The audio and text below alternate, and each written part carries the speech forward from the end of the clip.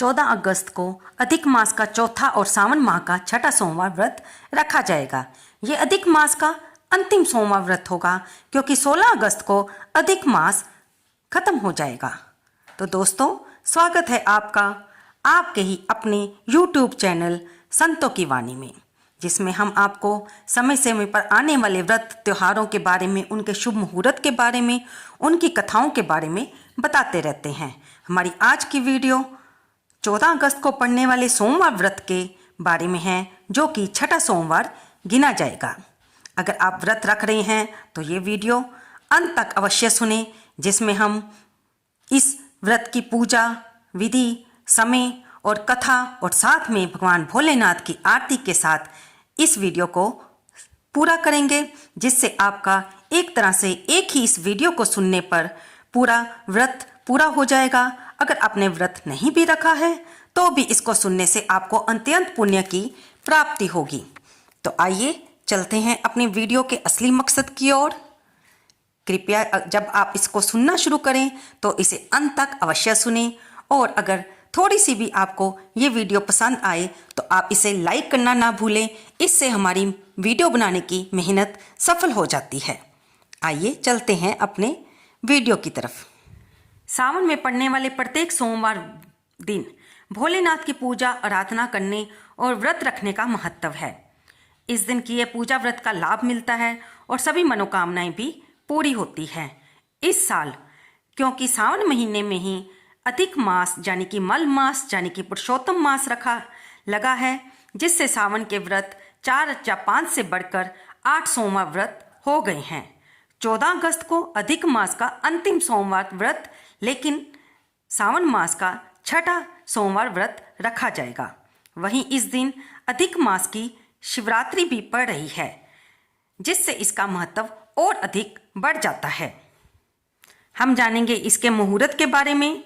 तो इस दिन शिव जी की पूजा के लिए शुभ मुहूर्त क्या है, आइए जानते हैं। ब्रह्म मुहूर्त में अगर आप पूजा करते हैं तो ये 4:50 से लेकर सुबह के 5:34 तक रहेगा।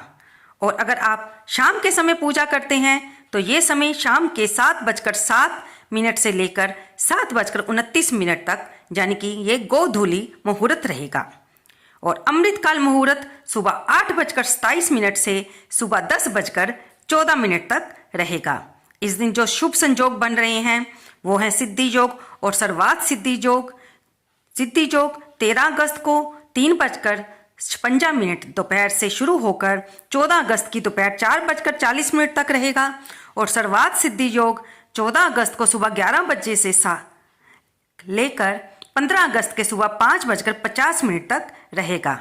ये शुभ योग होते हैं जिसमें आप कोई भी कार्य करें तो उसमें आपको सफलता प्राप्त होती है। जानते हैं सावन में कितने सोमवार अब शेष रह गए हैं।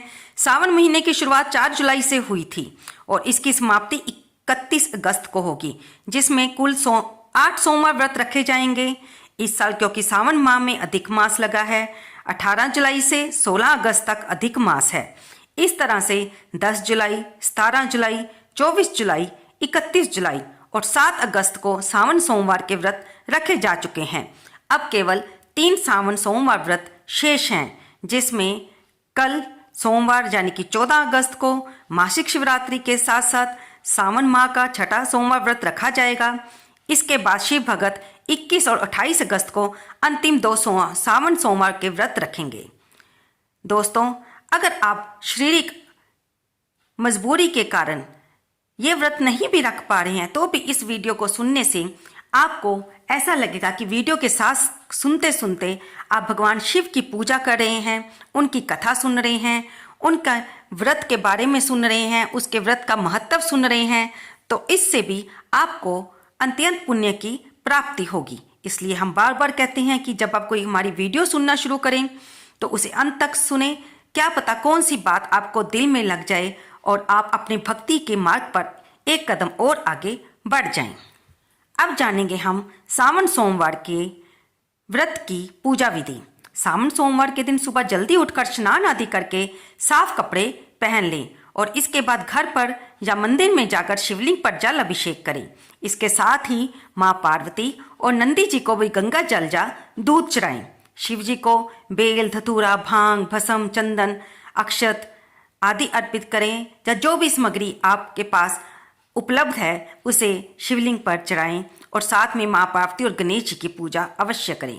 शिव जी को घी, शक्कर, पंचमेवा या गुड़ का भोग लगाएं। अब धूप दीप जलाकर भोलेनाथ की कथा करें।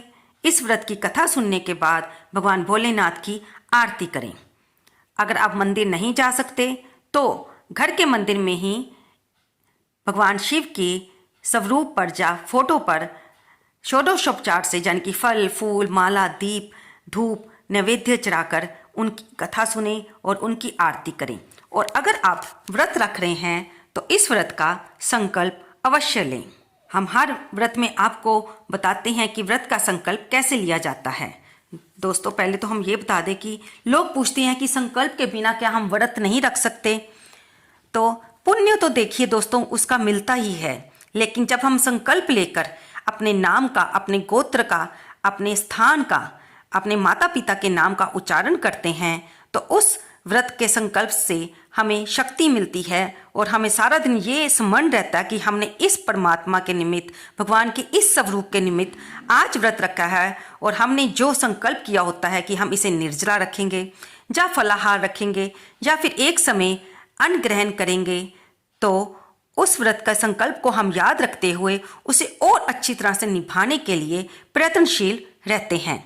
और साथ में हम व्रत का संकल्प करते करते ये भी याद रखते हैं कि हमें आज के दिन किसी की निंदा नहीं करनी, किसी की चुगली नहीं करनी, किसी के साथ लड़ाई झगड़ा नहीं करना और मुंह से कुशब्द भी या गाली गलौज नहीं करना। ज़्यादा से ज़्यादा भगवान का नाम लेना है। ये संकल्प हमें इन्हीं बातों को याद कराने के लिए किया जाता है और संकल्प करते हुए भगवान से प्रार्थना भी की जाती है कि हमने जो संकल्प लेकर इस व्रत को रखा है वे इसे के सभी विघ्नों को दूर करके हमारे संकल्प को पूरा करें और हमने जिस मनोकामना के लिए ये व्रत रखा है उसे भी वे अवश्य पूरी करें।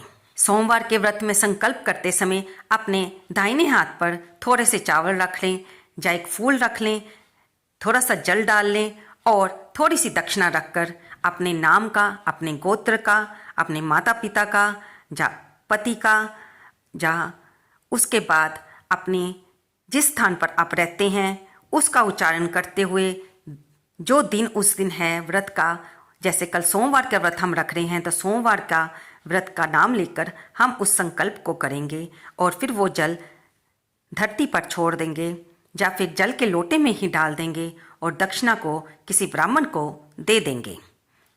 और उसके बाद हम इस व्रत की कथा सुनेंगे, फिर भोलेनाथ की आरती करेंगे। शाम को भी हम इसी तरह व्रत की घी का दीपक जलाकर कथा सुनेंगे या पढ़ेंगे या फिर किसी से सुन लेंगे और फिर उसकी आरती करके उसके बाद क्षमा प्रार्थना करेंगे कि भगवान जाने अनजाने में हमसे इस व्रत को रखने में अगर कोई भूल चूक हो गई हो तो हमें वे अपनी दया से क्षमा करें।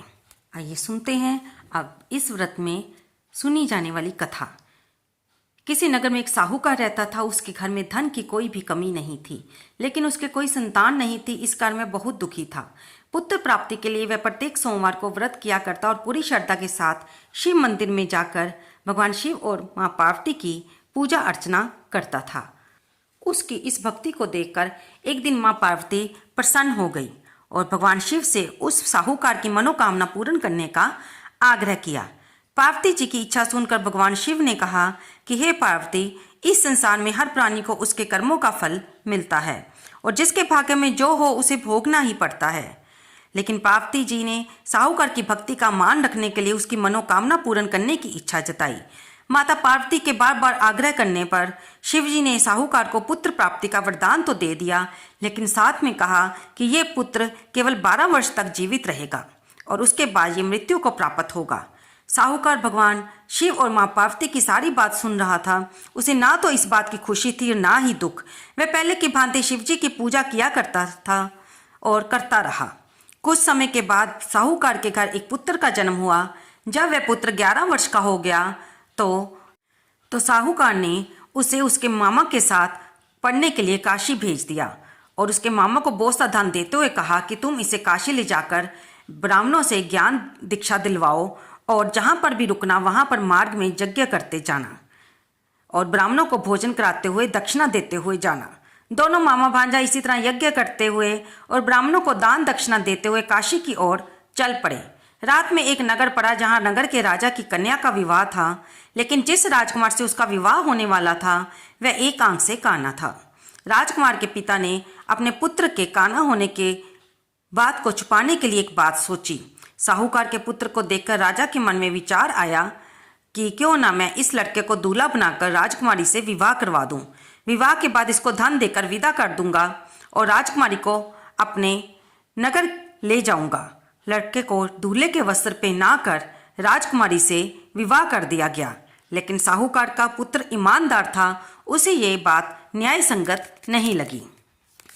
उसने अवसर पाकर राजकुमारी की चुन्नी के पल्ले पर लिख दिया कि तुम्हारा विवाह तो मेरे साथ हुआ है, लेकिन जिस राजकुमार के संग तुम्हें भेजा जाएगा वे एकांक से काना है। मैं तो काशी पढ़ने जा रहा हूँ। जब राजकुमारी ने चुन्नी पर लिखी बातें पढ़ी तो उसने अपने पिता को सारी बात बतलाई। राजा ने अपनी पुत्री को विदा नहीं किया, जिससे बारात वापस चलेगी। दूसरी ओर साहूकार का लड़का और उसका मामा काशी पहुंचे और वहां जाकर उन्होंने यज्ञ किया। जिस दिन लड़के की आयु 12 साल की हो गई उस दिन यज्ञ रखा गया। तब लड़के ने अपने मामा से कहा कि मेरी तबीयत कुछ ठीक नहीं है, तुम अंदर जाकर सो जाओ। शिवजी के वरदानुसार कुछ ही देर में उस बालक के प्राण निकल गए। मृत भांजे को देखकर उसके मामा ने विलाप शुरू कर दिया। संयोगवश उसी समय शिवजी और माता पार्वती उधर से जा रहे थे। पार्वती ने भगवान से कहा, स्वामी मुझसे इनके रोने का स्वर सहन नहीं हो रहा, आप इस व्यक्ति के कष्ट अवश्य दूर करें। दोस्तों, माँ तो माँ होती है और फिर माँ पार्वती तो जगत जननी है। वो तो किसी भी अपने पुत्र की पीड़ा को सहन नहीं कर सकती। जब माता पार्वती ने आग्रह किया तब शिवजी उनके साथ मृत बालक के समीप गए और बोले कि ये तो उसी साहूकार का पुत्र है जिसे मैंने 12 वर्ष की आयु का वरदान दिया था। अब इसकी आयु पूरी हो चुकी है। तब मातृभाव से विभोर माता पार्वती ने कहा, हे महादेव, आप इस बालक को और आयु देने की कृपा करें, अन्यथा इसके वियोग में इसके माता पिता भी तरफ तरफ कर मर जाएंगे। माता पार्वती के आग्रह पर भगवान शिव ने उस लड़के को जीवित होने का वरदान दिया। शिवजी की कृपा से वह लड़का जीवित हो गया और शिक्षा समाप्त करके लड़का मामे के साथ उसी नगर में चल दिया जहां पर उसकी शादी हुई थी। जब वह उस नगर में पहुंचे तो उन्होंने वहां पर यज्ञ का आयोजन किया। उस लड़के के ससुर ने उसे पहचान लिया और महल में ले जाकर उसकी खातिरदारी की और अपनी पुत्री को बहुत सारा धन दौलत देकर भेंटे देकर विदा किया। इधर साहूकार और उसकी पत्नी भूखे प्यासे रहकर बेटे की प्रतीक्षा कर रहे थे। उन्होंने प्रण कर रखा था कि यदि उन्हें अपने बेटे की मृत्यु का समाचार मिला तो वह प्राण त्याग देंगे। जब लोगों ने उन्हें बताया कि उनका पुत्र जीवित है और वह पत्नी सहित बहुत सा धन दौलत लेकर आया है तो वे बहुत प्रसन्न हुए। उसी रात भगवान शिव ने व्यापारी के स्वप्न में आकर कहा कि हे श्रेष्ठी, मैंने तेरे सोमवार के व्रत करने और व्रत कथा सुनने से प्रसन्न होकर तेरे पुत्र को लंबी आयु प्रदान की है। इसीलिए जो कोई भी सोमवार के व्रत को रखता है या कथा सुनता है और पढ़ता है उसके सभी दुख दूर होते हैं और समस्त मनोकामनाएं पूर्ण होती हैं। दोस्तों, जब हमें कभी लगता है कि हम व्रत नहीं रख पाएंगे तो हम उस व्रत के बाकी कार्यों को भी छोड़ देते हैं कि अगर हमने व्रत नहीं रखना तो हमने मंदिर में जाकर क्या करना है, घर के मंदिर में जोत क्यों जलाएं या फिर भगवान शिव की आराधना क्यों करें। दोस्तों, अगर आप शारीरिक अस्वस्थता के कारण व्रत नहीं भी रख पा रहे तो भी मैं आपसे यही प्रार्थना करूंगी कि आप इस दिन, जो कि अधिक मास का छठा सोमवार व्रत है, जब सोमवार का दिन पड़ रहा है सावन मास का, तो उस दिन मंदिर में जाकर भगवान शिवलिंग पर अवश्य कच्चा दूध जल चढ़ाकर अभिषेक करें, जल अभिषेक करें या गन्ने के रस से उनका अभिषेक करें। माता पार्वती और गणपति जी की पूजा करें, नहीं तो घर के मंदिर में भी दीपक जलाकर भगवान की पूजा अवश्य करें। उन्हें फूल फल माला धूप दीप नैवेद्य चढ़ाएं और उनकी इस कथा को सुनें और फिर आरती करें। इससे भी आपको अत्यंत पुण्य की प्राप्ति होगी। इस दिन जितना ज़्यादा हो सके ओम नमः शिवाय का जाप करें, जिसका अर्थ है, हे भगवान शिव, मैं आपको प्रणाम करता हूँ। माना जाता है कि यह मंत्र सकारात्मक ऊर्जा का संचार करता है। इसे पंचाक्षर मंत्र भी कहा जाता है। दोस्तों, सोमवार का व्रत कुंवारी लड़कियों के लिए बहुत ही पुण्यदायी माना जाता है। ऐसा माना जाता है कि कुंवारी कन्याएं अपने मनचाहा वर और सुहागिन कन्या अपने अखंड सौभाग्य के लिए इस सोमवार का व्रत रखती हैं। वहीं पुरुष भी जीवन की समस्याओं से छुटकारा पाने के लिए व्रत रखते हैं। व्रत और विधि विधान से पूजा करने से भगवान शिव बहुत प्रसन्न होते हैं और भक्तों को उनकी मनोकामनाएं पूर्ण करने का आशीर्वाद देते हैं।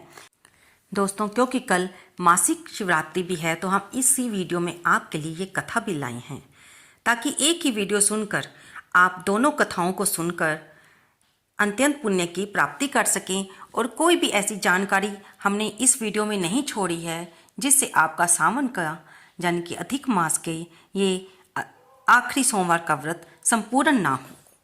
पुरानी कथा के अनुसार पूर्व काल में चित्रभानु नामक एक शिकारी था। जानवरों की हत्या करके वह अपने परिवार को पालता था। वह एक साहूकार का कर्जदार था, लेकिन उसका ऋण समय पर ना चुक सका तो क्रोधित साहूकार ने शिकारी को शिव मठ में बंदी बना लिया। संयोग से उस दिन शिवरात्रि थी। शिकारी ध्यान मगन होकर शिव संबंधी धार्मिक बातें सुनता रहा। चतुर्दशी को भी उसने शिवरात्रि व्रत की कथा भी सुनी। शाम होते ही साहूकार ने उसे अपने पास बुलाया और ऋण चुकाने के विषय में बात की। शिकारी अगले दिन सारा ऋण चुकाने का वायदा कर बंधन से छूट गया। अपनी दिनचर्या की भांति वह जंगल में शिकार के लिए निकला, लेकिन दिन भर बंदी गृह में रहने के कारण वह भूख प्यास से व्याकुल था। शिकार खोजता हुआ वह बहुत दूर निकल गया। जब अंधकार हो गया तो उसने विचार किया कि वह रात जंगल में ही बितानी पड़ेगी। वह वन एक तालाब के किनारे एक बेल पत्री के वृक्ष पर चढ़कर रात बीतने का इंतजार करने लगा। बेल वृक्ष के नीचे शिवलिंग था, जो कि बेल पत्रों से ढका हुआ था। शिकारियों को इस बात का पता नहीं था। पड़ाव बनाते समय उसने जो टहनियां तोड़ी वह संजोग से शिवलिंग पर गिरती चली गई। इस प्रकार दिन भर भूखे प्यासे शिकारी का व्रत भी हो गया और शिवलिंग पर बेलपत्र भी चढ़ गई। एक पहर रात्रि बीत जाने पर एक गर्भिणी हिरनी तालाब पर पानी पीने पहुंची। शिकारी ने धनुष पर तीर चढ़ाकर ज्यों ही प्रत्यंचा खींची। हिरनी बोली, मैं गर्भिणी हूँ, शीघ्र ही प्रसव करूंगी। तुम एक साथ दो जीवों की हत्या करोगे, जो ठीक नहीं है। मैं बच्चे को जन्म देकर शीघ्र ही तुम्हारे समक्ष प्रस्तुत हो जाऊंगी, तब मार देना। शिकारी ने प्रत्यंचा ढीली कर दी और हिरनी को जाने दिया। ऐसा करते हुए कुछ बेलपत्र अनायास ही टूटकर शिवलिंग पर चढ़ गए। इस प्रकार से उसकी प्रथम पहर का पूजन भी संपन्न हो गया। कुछ देर बाद एक दूसरी हिरनी उधर से निकली। शिकारी ने फिर प्रत्यंचा चढ़ाई तो हिरनी ने विनम्रतापूर्वक निवेदन किया, हे शिकारी, मैं थोड़ी देर पहले ऋतु से निर्वित हुई हूँ, कामातुर विरहिणी हूँ, अपने प्रिय की खोज में भटक रही हूँ। मैं अपने पति से मिलकर शीघ्र ही तुम्हारे पास लौट आऊँगी। शिकारी ने उसे भी जाने दिया और बेलपत्री गिरने से उसका दूसरे पहर का भी पूजन संपन्न हो गया। तभी एक अन्य हिरनी अपने बच्चों के साथ उधर से निकली। शिकारी के लिए ये स्वर्णिम अवसर था। उसने धनुष पर तीर चलाने में देर नहीं लगाई। वह तीर छोड़ने ही वाला था कि हिरनी बोली, हे शिकारी, मैं इन बच्चों को इनके पिता के हवाले कर आके लौट आऊंगी। इस समय मुझे मत मारो। शिकारी हंसा और बोला, सामने आए शिकारी को छोड़ दूं? मैं ऐसा मूर्ख नहीं। इससे पहले मैं 2 बार अपना शिकार खो चुका हूं। मेरे बच्चे भूख प्यास से व्यग्र हो रहे होंगे। उत्तर में हिरनी ने फिर कहा कि जैसे तुम्हें अपने बच्चों की ममता सता रही है, ठीक वैसे ही मुझे भी। हे शिकारी, मेरा विश्वास करो, मैं इन्हें इनके पिता के पास छोड़कर तुरंत ही लौट आऊंगी। हिरनी का दुख भरा स्वर सुनकर शिकारी को उस पर दया आ गई। उसने उस हिरनी को भी जाने दिया। शिकार के अभाव में भूख प्यास से व्याकुल शिकारी अनजाने में ही बेल वृक्ष पर बैठा बेलपत्री तोड़ तोड़ कर नीचे फेंकता जा रहा था। पौ फटने को हुई तो एक हृष्ट पृष्ठ मृग उसी रास्ते पर आया। शिकारी ने सोचा कि वह इसका शिकार अवश्य करेगा। शिकारी की तनी पर प्रत्यंचा देखकर मृग विनीत स्वर से बोला, हे शिकारी, यदि तुमने मुझसे पूर्व आने वाली तीनों हिरनियों को छोड़ा है, अगर तुमने मुझसे पूर्व आने वाली 3 मृगियों तथा छोटे छोटे बच्चों को मार डाला है, तो मुझे भी मार डालो। तनिक भी विलंब ना करो, क्योंकि मुझे उनके वियोग में एक क्षण भी दुख सहना नहीं पड़ेगा। मैं उन हिरनियों का पति हूँ, लेकिन अगर यदि तुमने उन्हें जीवन दान दिया है, तो मुझे भी कुछ क्षण का जीवन देने की कृपा करो। मैं उनसे मिलकर तुम्हारे समक्ष उपस्थित हो जाऊंगा।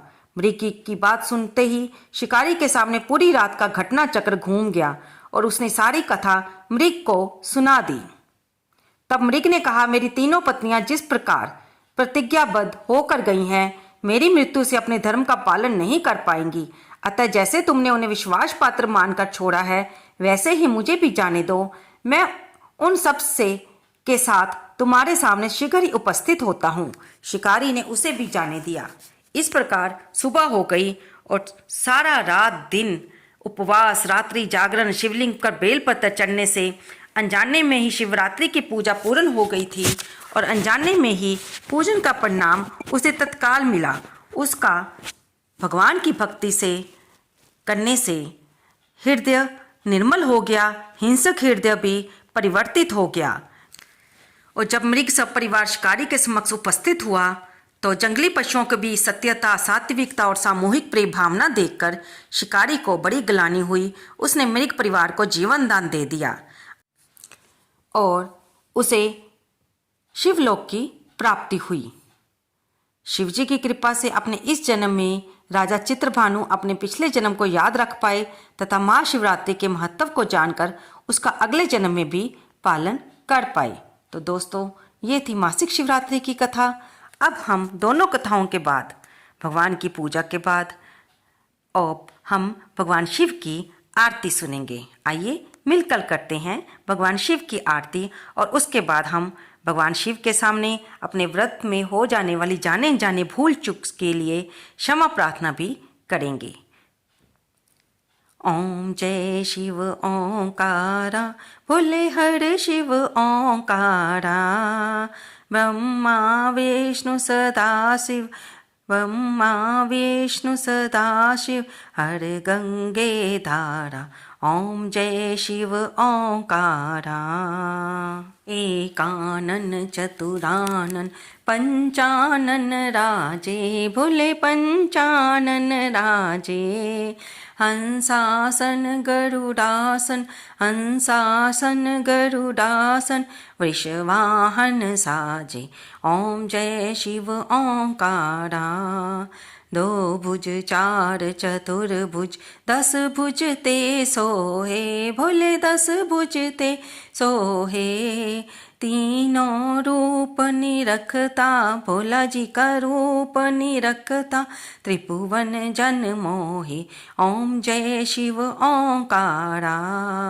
अक्षमाला वनमाला रुंडमाला धारी, भोले रुंडमाला धारी, चंदन मृग मद सोहे, चंदन मृग मद सोहे, भोले शशिधारी। ओम जय शिव ओंकारा।